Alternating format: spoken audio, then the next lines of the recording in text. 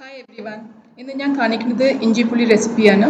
ആദ്യം കുറച്ച് പുളി ഒന്ന് വെള്ളത്തിലൊന്ന് കുതിർത്തിട്ട് 2 hours കുതിർത്തിട്ട് അതിൻ്റെ തിക്കായിട്ടുള്ള ഒരു പൾപ്പ് എടുത്ത് നന്നായിട്ടൊന്ന് ബോയിൽ ചെയ്യണം. സോ അതിൻ്റെ അകത്ത് നമുക്ക് salt, ginger and green chilli finely chopped അതൊന്ന് അതിലിട്ടിട്ട് നന്നായിട്ടൊന്ന് ബോയിൽ ചെയ്യണം. ഇത് ബോയിൽ ചെയ്യുമ്പോൾ നമുക്കിവിടെ അതിൻ്റെ ഒരു ഉലുവ പൗഡർ റെഡിയാക്കാം. സോ 1 സ്പൂൺ ഉലുവ ഡ്രൈ റോസ്റ്റ് ചെയ്തിട്ട് അതൊന്ന് പൗഡർ.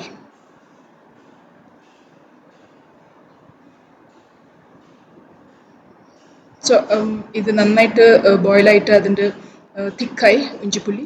സോ ഈ ഉലുവയുടെ പൗഡർ അതിൻ്റെ അകത്തിട്ടിട്ട് and 1 spoon jaggery. So inchipuli is ready. Hope you like this recipe. Thank you for watching. ഒന്ന് ലൈക്ക് ആൻഡ് സബ്സ്ക്രൈബ് ചെയ്യണേ. ബൈ.